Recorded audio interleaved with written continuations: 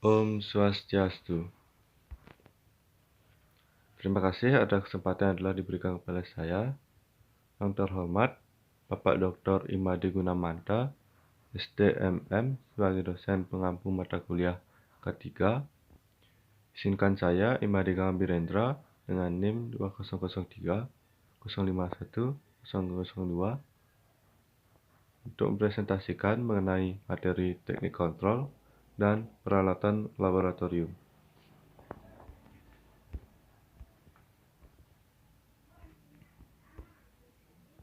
Apa itu teknik kontrol?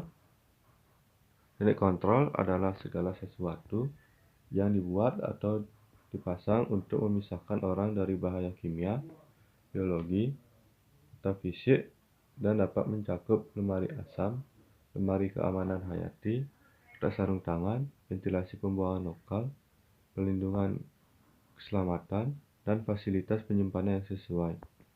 Bahan kimia berbahaya harus ditangani dan diberi ventilasi berbeda dari ventilasi laboratorium umum. Pengguna laboratorium harus menyadari bahan kimia mereka menggunakan SDS, seperti datasheet atau lembar data keselamatan bahan. Bagaimana melindungi diri mereka sendiri dan lingkungan laboratorium dari paparan berbahaya dan mempertimbangkan kontrol teknik yang tersedia. LS atau LSS bertanggung jawab untuk menjaga fungsional dan pemeliharaan lemari asam dan perlengkapan lainnya. Infrastruktur dan peralatan darurat seperti pencuci dan pancuran mata darurat, alat pemadam kebakaran, dan ventilasi yang dikelola oleh unit operasi dan layanan teknis. Namun, pengguna laboratorium memiliki tanggung jawab untuk melaporkan peralatan yang tidak berfungsi segera setelah kerusakan disadari. Selanjutnya, yaitu lemari asam.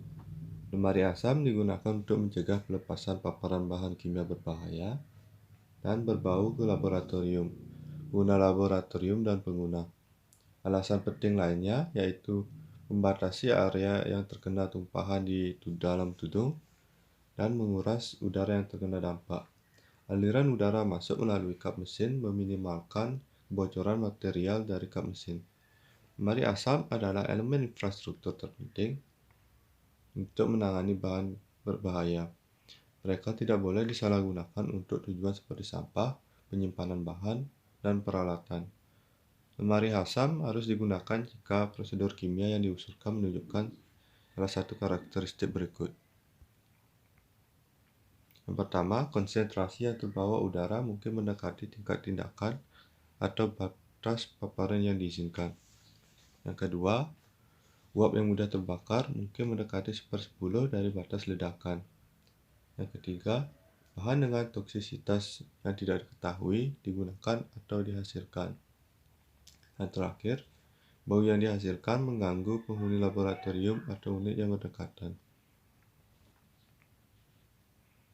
Selanjutnya, yaitu prosedur yang umumnya dapat dilakukan dengan aman di luar lemari asam, termasuk melibatkan hal-hal berikut. Yang pertama, larutan garam berbasis air, asam encer, basa, atau reagen lain. Yang kedua, cairan atau padatan dengan volatilitas yang sangat rendah. Yang ketiga, sistem tertutup yang tidak memungkinkan pelarian yang signifikan ke lingkungan laboratorium. Yang terakhir, bahan kimia bermasalah dalam jumlah yang sangat kecil. Prosedur itu sendiri harus dievaluasi potensinya sendiri untuk meningkatkan volatilitas atau menghasilkan aerosol. Asap terdiri dari beberapa elemen di bawah ini. Muka tudung adalah ruang tempat terjadinya penangkapan udara. Selempang adalah kaca yang bergerak melalui permukaan tudung untuk melindungi pengguna dan laboratorium selama jangka waktu penggunaan. Sekat-sekat diposisikan di belakang kap dan mengarahkan udara yang sesuai. Sekat juga dapat diatur sesuai dengan kepadatan uap bahan kimia yang berubah, lebih berat dari udara dan lebih ringan dari udara. Saluran, kap, dan sistem ventilasi dipasang di saluran dan membuang udara terbuka. Poil-poil udara ditempatkan di tepi depan bawah kap dan merupakan ventilasi yang menahan celah minimum terbuka setiap saat, tetapi Yang lebih penting, memberikan sifat aerodinamis yang memungkinkan aliran udara yang lebih baik, lebih sedikit turbulen, dan penangkapan yang lebih baik. Dalam kasus khusus, lemari asam akan berisi perangkat pengolahan pembuangan seperti pencucian air untuk penggunaan asam perklorik atau filter arang atau HEPA untuk menghilangkan bahan beracun atau radioaktif tertentu. Lemari asam tidak boleh digunakan untuk pekerjaan dengan agen infeksius.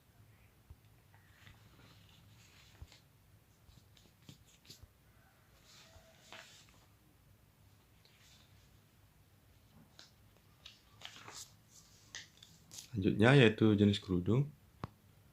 Variabel air volume atau VAV pertahankan kecepatan konstan selempang bergerak tetapi mengubah volume udara. Hal ini dapat dilakukan dengan berbagai metode termasuk mengubah kecepatan motor, menutup, atau membuka bevel pada saluran. Penurunan penggunaan udara pada ketinggian jendela lebih rendah menghasilkan penghematan energi yang sangat besar pada pemanasan dan pendinginan. Standar atau bypass, volume udara bervariasi sesuai dengan gerakan daun jendela sehingga ketika selempang diturunkan kecepatannya berkurang.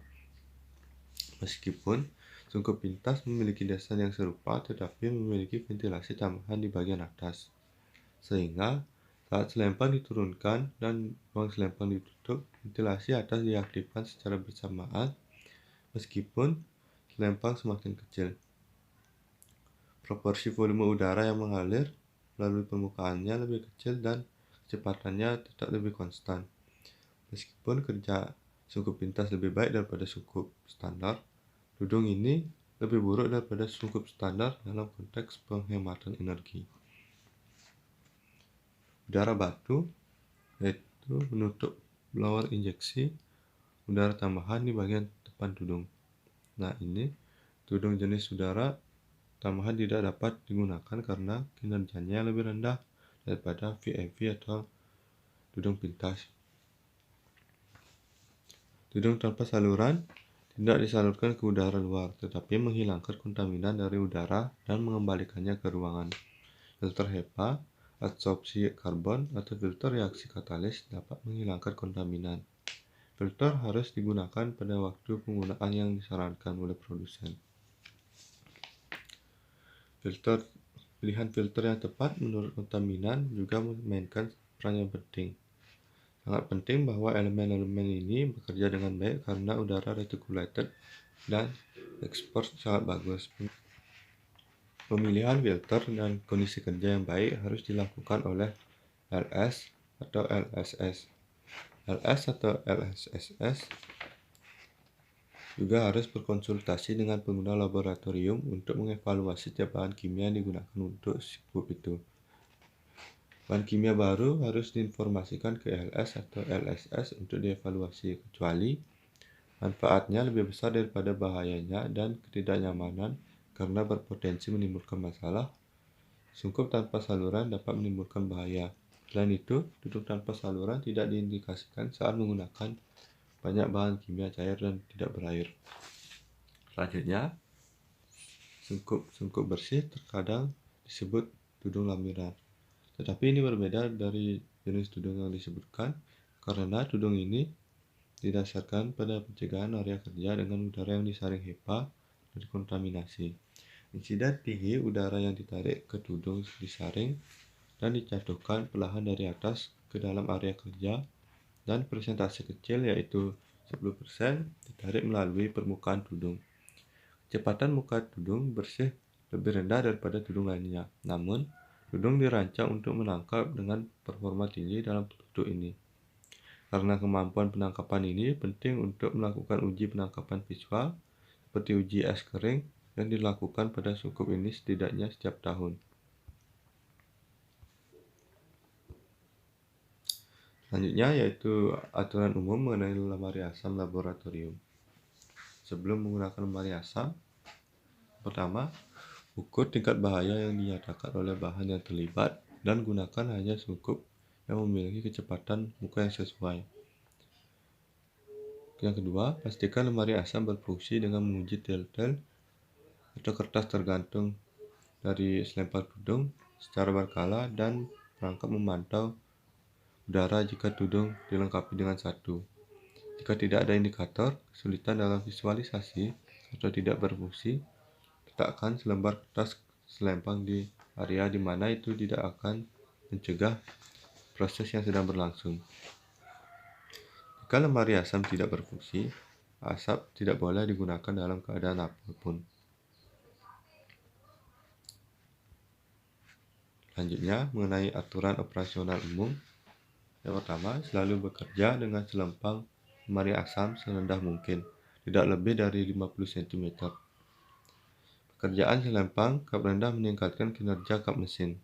Posisi selempang rendah tidak hanya hemat energi tetapi juga memiliki sifat pelindung keamanan selama percobaan.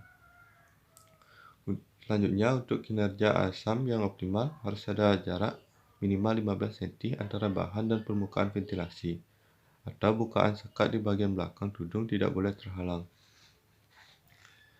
Selanjutnya, yang ketiga, semua peralatan lap harus dinaikkan setidaknya 2,5 cm di atas permukaan kerja sungkup untuk meningkatkan aliran udara di sungkup.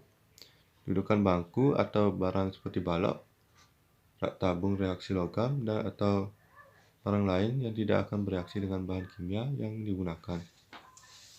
Selanjutnya, jendela dan pintu harus tetap tertutup di dalam lab dan meminimalkan lalu lintas di depan kap saat kap beroperasi. Gerakan cepat juga harus dikurangi saat bekerja di kap, termasuk membuka dan menutup selempang. Langkah-langkah yang disebutkan tadi akan membantu mencegah arus udara yang dapat mengakibatkan kebocoran uap berbahaya dari sungkup dan masuk ke area kerja pengguna laboratorium. Adapun pertimbangan lain yaitu, yang pertama, lemari asam sebaiknya tidak digunakan untuk penguapan limbah berbahaya. Yang kedua, bahan atau bahan kimia yang sangat berbahaya dapat membentuk uap, asam, atau debu beracun. Tudung atau peralatan di dalam tudung mungkin harus disesuaikan dengan kondensor, perangkap, atau skuber untuk mencegah uap, asap, dan debu bocor ke area laboratorium. Selanjutnya, yang ketiga, cairan yang mudah terbakar termasuk wadah harus diARD dan dihubungkan satu sama lain saat mentransfer cairan ini ke wadah lain. Pembangkitan listrik statis dapat menyebabkan penyalaan cairan ini secara tiba-tiba. Yang terakhir, selanjutnya, dalam kasus khusus tumpahan bahan kimia, area harus segera dibersihkan atau dilaporkan ke LS atau LSS jika volume tumpahan tidak dapat ditangani dengan mudah. Area kerja dan selempang kap harus sering dicuci dan selalu dijaga agar tetap bersih, kering, dan area siap kerja.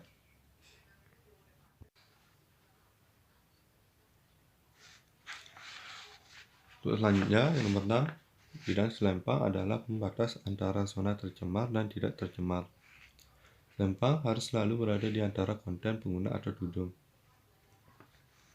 Yang ketujuh, semua peralatan dan peralatan lain seperti botol, gelas kimia, bahan yang tidak berhubungan, dan lain-lain tidak boleh disempat atau ditempatkan di dalam kap. Oleh karena itu, area tudung dibatasi. Jika ada kisi-kisi di sepanjang celah bawah atau sekat di bagian belakang kap, itu juga harus dijaga kebersihannya. Selanjutnya, bahan yang digunakan secara aktif dapat ditempatkan di kap mesin. Bahan kimia asing yang tertinggal di tudung aktif dapat menyebabkan kebakaran atau ledakan. Selanjutnya, yang nomor 9, naikkan semua peralatan yang perlu tetap berada di kap, di rak atau kaki untuk mengalirkan udara di bawah peralatan. Yang nomor 10, nama dan informasi lain yang diperlukan tentang siswa atau personel yang bertanggung jawab lab harus ditulis di lokasi yang terlihat. Sebelum pemeliharaan, semua bahan harus dibuang dan dibersihkan. Selanjutnya, laporkan segera dugaan kerusakan sungkup ke LS atau LSS. Jika lemari asam tidak berfungsi dengan baik, beritahu orang lain di lab dengan menggantungkan tanda "Jangan gunakan" di lemari asam. Yang terakhir, pengoperasian sungkup harus dievaluasi setiap tahun oleh SULS atau LSS atau pihak ketiga yang memenuhi syarat. Adapun spesifikasinya sebagai berikut. Yang pertama, standar operasi untuk tudung serbaguna adalah 0,5 meter per second, kurang lebih 10%. Yang kedua, standar operasi sungkup khusus untuk bahan yang sangat beracun atau karsinogenik adalah 0,6 meter per second, kurang lebih 10%. Ketiga, tudung tidak boleh tentu saja beroperasi di atas 0,75 meter per second untuk mencegah potensi turbulensi yang berbahaya dapat mengakibatkan paparan pengguna. Selanjutnya yang keempat, selempang lemari asam harus tetap tertutup saat Anda jauh dari lemari asam atau meninggalkan lab. Dilarang merusak lemari asam atau saluran pembuangan lemari asam dengan menambahkan peralatan tambahan ke beban kap atau memotong atau mengobor ke saluran buang tanpa berkonsultasi dengan LSS.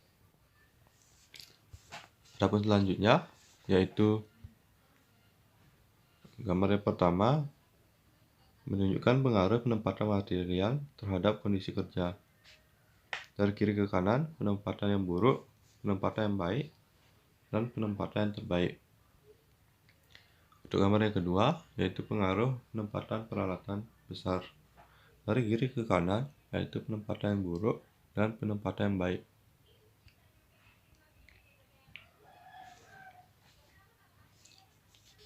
Adapun program inspeksi dan pengujian lemari asam.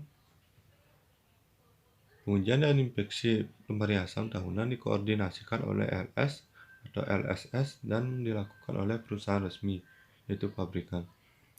Program pemeriksaan lemari asam terdiri dari pemeriksaan pendahuluan yang terperinci, diikuti dengan pemeriksaan standar tahunan untuk semua lemari asam di kampus. Inspeksi awal ini akan menawarkan informasi tentang dasar, namun tidak terbatas pada penggunaan kap, kategori kap, informasi ruang dan bangunan, dan kapasitas kecepatan muka rata-rata. Inspeksi lanjutan untuk prosedur yang sesuai dan pengukuran kecepatan wajah atau aliran udara akan dilakukan setiap tahun dan atas permintaan pengguna laboratorium setelah pencapaian masing-masing. Inspeksi tudung akan dikategorikan dengan stiker inspeksi yang menunjukkan kecepatan muka, tanggal inspeksi, dan inisial inspektur. File termasuk data inspeksi akan disimpan dalam database. Adapun selanjutnya yaitu pengujian dan inspeksi lemari asam terdiri dari yang pertama, kecepatan muka akan diuji kesesuaiannya dengan standar EN 14175. Yang kedua, inspeksi visual menggunakan es kering dilakukan secara sukarela oleh pengguna atau LS/LSS terkait dengan pengukuran kecepatan wajah. Jika lemari asam diisi dengan peralatan, pengaturan eksperimental, atau bahan apapun yang menghalangi pengujian, akan dihubungi oleh LS atau LSS untuk informasi lebih lanjut sebelum lemari asam dapat diuji. Lemari asam yang belum lulus pemeriksaan resmi perusahaan dan memiliki tanda peringatan terpasang. Meskipun lemari asam tampaknya memiliki aliran udara, tidak diizinkan untuk beroperasi. Pengguna laboratorium harus mengatur dan berkoordinasi dengan laboratorium lain dengan tersedia lemari asam operasional jika pekerjaan mereka memadukan penggunaan lemari asam. LSS akan mengkoordinasikan perbaikan lemari asam dengan layanan operasional dan teknis untuk memastikan proses pembaikan yang tepat waktu dan akurat.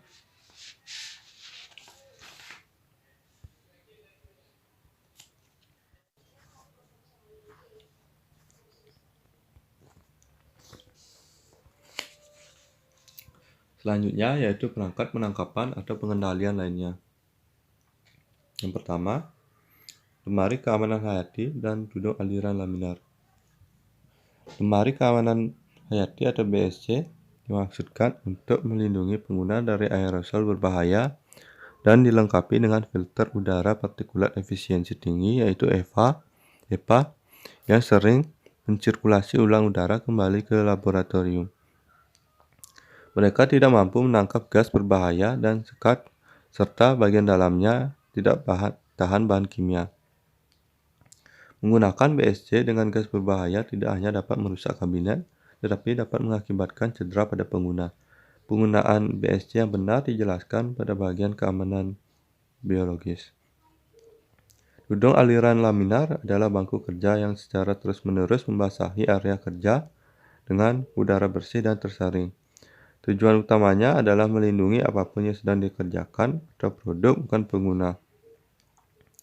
Beberapa dudung aliran laminar juga merupakan bangku kimia yang melindungi pengguna dan produk. Bangku ini mengeluarkan udara melalui sistem ventilasi pembuangan dan tidak mengalirkannya kembali ke laboratorium. Kabinet Keamanan Hayati atau BSC dan dudung aliran laminar diservis dan disertai oleh vendor yang dikontrak. Masalah dengan BSL, LFH harus dilaporkan dengan ke LS atau LSS.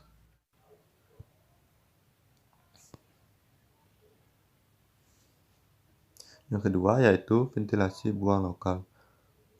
Orang yang membutuhkan ventilasi pembuangan lokal harus menghubungi LS atau LSS untuk evakuasi guna menentukan jenis sistem yang paling sesuai untuk proses mereka. Berbagai bentuk ventilasi pembuangan lokal terlihat di laboratorium di Universitas Sabanz dan mungkin telah dirancang dan dipasang untuk proses tertentu. Gambar yang pertama yaitu belalai gajah berguna untuk sumber emisi yang kecil. Yang kedua yaitu kanopi berguna untuk operasi panas atau untuk bahan buangan yang lebih ringan dari udara. Yang ketiga yaitu slot dan pleno berguna untuk uap atau partikel berat.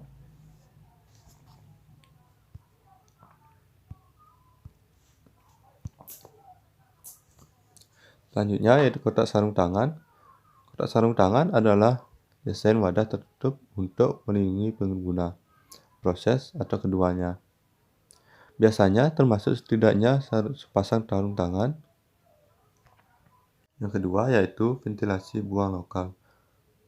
Orang yang membutuhkan ventilasi pembuangan lokal harus menghubungi LS atau LSS untuk evakuasi guna menentukan jenis sistem yang paling sesuai untuk proses mereka.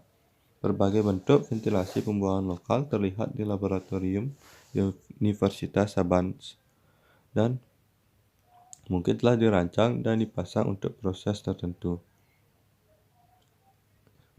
Gambar yang pertama yaitu belalai gajah berguna untuk sumber emisi yang kecil.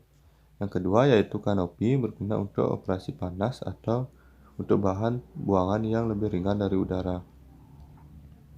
Yang ketiga yaitu slot dan pleno berguna untuk uap atau partikel berat.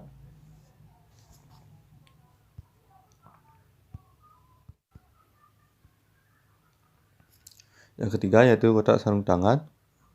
Kotak sarung tangan adalah desain wadah tertutup untuk melindungi pengguna, proses, atau keduanya. Biasanya termasuk setidaknya sepasang sarung tangan yang terpasang pada wadah. Pengguna menangani materi di dalamnya dengan menggunakan sarung tangan. Biasanya kotak sarung tangan memiliki ruang depan yang digunakan untuk mentransfer bahan. Konfigurasi kotak sarung tangan tergantung pada aplikasi. Kotak sarung tangan bisa dalam kondisi vakum atau tekanan positif. Kotak sarung tangan di bawah vakum dirancang untuk melindungi operator dan lingkungan sekitar dari bahan atau proses. Kotak sarung tangan di bawah tekanan positif dimaksudkan untuk memberi atmosfer lembab pada bahan atau proses.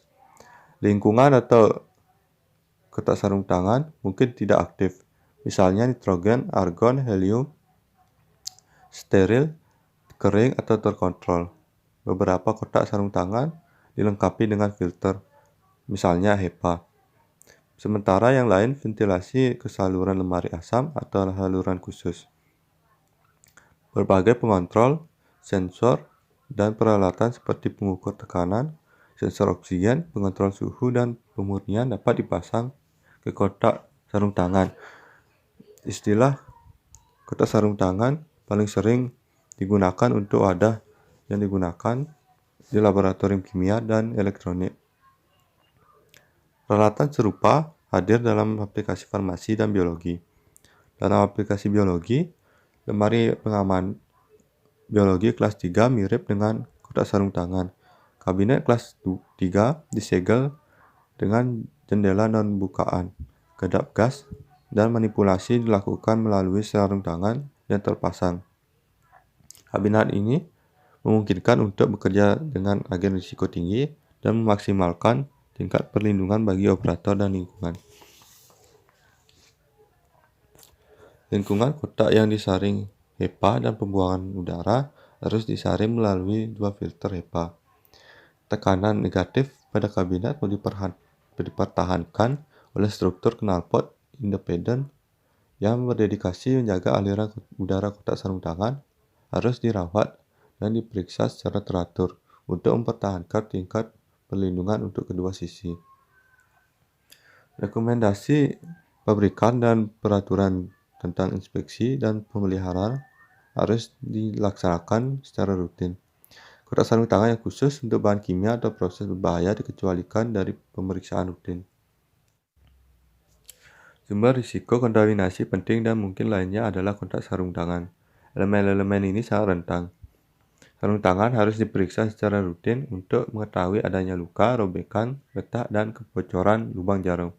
Jika sarung tangan rusak, sarung tangan harus segera diganti. Sarung tangan kotak juga berbeda sesuai dengan aplikasi seperti ketebalan, bahan, dan lain-lain. Pilih kotak sarung tangan yang tepat dan aplikasinya. Ada beberapa pengujian yang dapat dilakukan pada kotak sarung tangan, tergantung pada kotak sarung tangan dan aplikasinya seperti penurunan tekanan untuk tekanan positif dan laju kenaikan untuk tekanan negatif, analisis oksigen, integritas containment, karakterisasi aliran ventilasi, dan kebersihan. Kebocoran dapat diidentifikasi dengan menggunakan detektor kebocoran spektrometer massa, ultrasound, metode gelembung sabun, atau penggunaan penganalisis oksigen. Selanjutnya yaitu pelindung keamanan. Pelindung keamanan seperti pintu geser lemari asam dirancang untuk melindungi personel dari percikan atau ledakan mendadak dari asam, basa, oksidasi, atau zat reduksi yang sangat pekat. Persyaratan dasar untuk reaksi dilakukan pada ruang hampa atau tekanan tinggi adalah keselamatan perisai. Selain itu, perubahan prosedur eksperimental seperti culling up atau eksperimen pertama kali juga harus dilakukan di belakang pelindung keselamatan.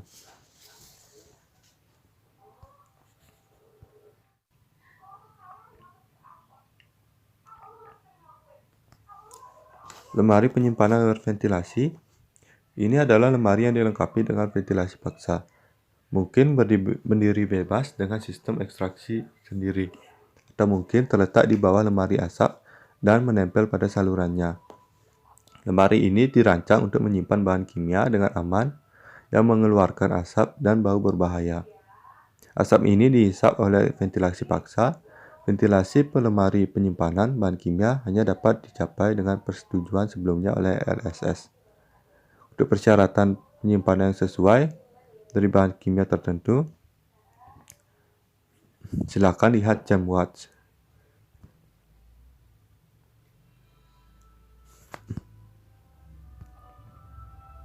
Selanjutnya yaitu lemari gas terkompresi.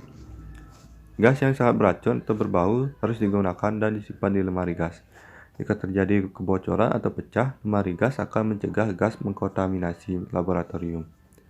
Lemari gas harus dihubungkan ke ventilasi pembuangan laboratorium menggunakan saluran keras, bukan pipa gajah, karena pipa seperti itu lebih mungkin menimbulkan kebocoran.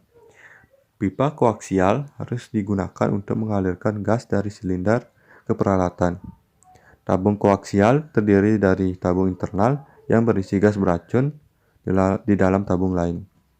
Di antara dua set tabung ada nitrogen dan dipertahankan pada tekanan yang lebih tinggi dari tekanan pengiriman gas beracun. Hal ini untuk memastikan bahwa jika terjadi kebocoran pada pipa bagian dalam, gas tidak akan bocor ke dalam ruangan.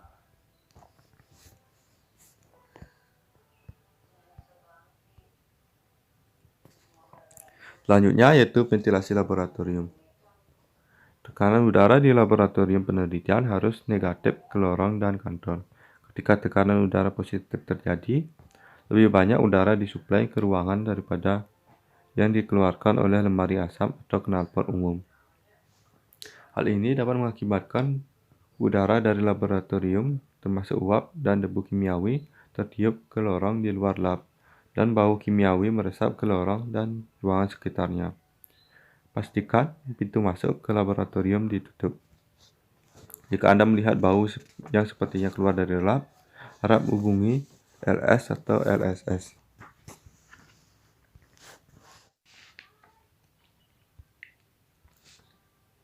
Selanjutnya yaitu perlindungan air.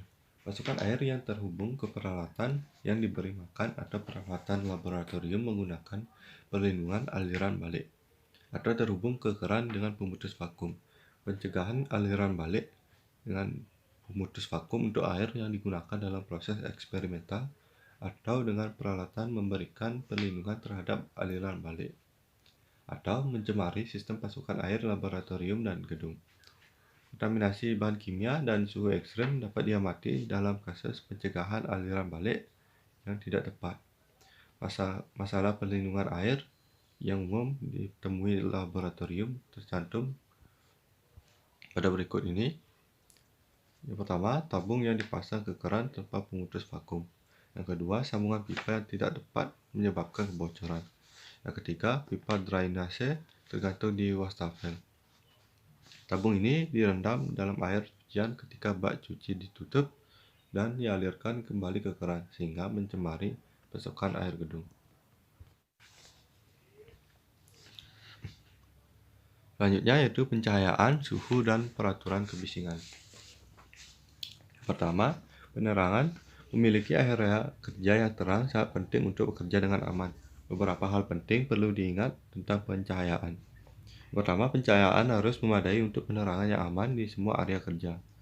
TSN 12464 1 2013, TSN 12464 1 2011, standar 2012 berlaku di sini.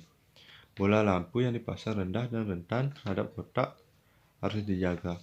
Jika ada risiko sengatan listrik saat mengganti bola lampu, alihkan sumber daya yang terhubung sebelum mengganti bola lampu. Selanjutnya, untuk pembuangan bohlam fluoresen dengan benar atau limbah universal, hubungi LS atau buat pertanyaan dengan menelpon 9988. Selanjutnya, sebagai tindakan konservasi energi, harap ingat untuk mematikan lampu saat Anda meninggalkan lab. Yang kedua, yaitu suhu. Kondisi suhu ditetapkan dalam kenyamanan termal pengguna sesuai dengan standar TSN 27243. Ketiga, kebisingan. Mendengarkan suara bising yang berlebihan dapat merusak pendengaran Anda secara permanen. Peraturan kebisingan di tempat kerja yaitu standar ETS 2607 ISO 1999, yaitu Lembaga Standar Turki. 2005 TS 2607 ISO 1999. Akustik penentuan paparan kebisingan pekerjaan dan perkiraan gangguan pendengaran akibat kebisingan Turki. Mengharuskan penilaian tingkat kebisingan harus dilakukan oleh LLS dimanapun terdapat lingkungan yang bising. Dalam kebisingan yang berlebihan, langkah-langkah harus diambil untuk mengurangi hal ini di sumbernya. Jika hal ini dapat dilakukan, pelindung telinga harus tersedia bagi pengguna yang harus memakainya. Selanjutnya yaitu mata darurat, mencuci, dan menunjukkan. Semua laboratorium yang menggunakan bahan kimia berbahaya, terutama kimia korosif, harus memiliki akses ke obat pencuci mata dan pancuran darurat. Peralatan pencuci mata dan pancuran darurat harus mudah diakses, bebas dari halangan, dan berada dalam jarak yang dekat dengan bahaya. Penutup kepala pencuci mata harus selalu ditutup saat tidak digunakan, untuk mencegah penumpukan partikel debu. Peralatan darurat penting ini secara berkala diperiksa oleh LS segera laporkan kerusakan fungsinya terdeteksi ke LS. Untuk informasi lebih lanjut, silakan lihat prosedur darurat bagian. Selanjutnya yaitu instrumen mesin sentrifugal. Hanya pengguna yang terlatih yang boleh mengoperasikan sentrifugal. Mereka harus dipasang dengan benar sesuai dengan rekomendasi pabrikan. Penting agar beban seimbang setiap kali sentrifuge digunakan dan tutupnya ditutup saat rotor sedang bergerak.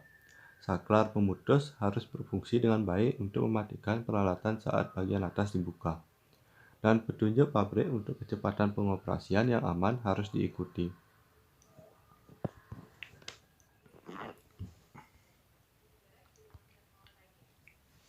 Selanjutnya, yaitu lakukan tindakan pencegahan saat pengoperasian dan memeriksa rotor sentrifugasi. Yang pertama, seimbangkan beban setiap kali sentrifuge digunakan dan juga berikan perhatian secara ekstra untuk sentrifugal berkecepatan tinggi, yaitu seimbangkan dalam level mg. Saklar pemutus harus secara otomatis mematikan peralatan saat bagian atas dibuka. Yang kedua, jangan mengisi tabung sentrifugasi secara berlebihan. Isi 1/3 saja. Pastikan mereka digantung dengan benar. Yang ketiga, pastikan tutupnya tertutup sebelum memulai sentrifugasi. Yang keempat, jangan membebani rotor melebihi massa maksimum rotor tanpa mengurangi kecepatan rotor terukur. Yang kelima, ikuti petunjuk produsen untuk kecepatan pengoperasian yang aman. Jangan menjalankan rotor melebihi kecepatan maksimumnya. Selanjutnya yaitu periksa cincin O dan lumasi segel secara rutin dengan gemuk vakum. Lalu, jangan gunakan deterjen keras untuk membersihkan rotor, terutama rotor aluminium. Gunakan deterjen ringan dan bilas dengan air deionisasi jika memungkinkan. Lalu yang kedelapan, ikuti panduan produsen tentang kapan harus menghentikan rotor. Lalu, untuk bahan yang mudah terbakar dan berbahaya, jaga sentrifuge di bawah tekanan negatif ke sistem pembuangan yang sesuai. Selanjutnya, buatlah catatan penggunaan dan pemeliharaan. Selalu gunakan rotor yang ditentukan oleh pabrikan. Lalu periksa komponen sentrifuge setiap kali digunakan. Perhatikan tanda-tanda korosi pada rotor. Kelelahan logam pada akhirnya akan menyebabkan semua rotor rusak. Selanjutnya yaitu pastikan lapisan pada motor tidak rusak. Periksa retakan pada area kerucut karena area ini sangat tertekan selama rotasi. Lalu yang terakhir, cari adanya korosi atau retakan pada rongga tabung. Sekian dari presentasi saya ini. Jika ada kesalahan kata yang saya ucapkan, mohon maaf dan terima kasih. Om Santi Santi Santi Om.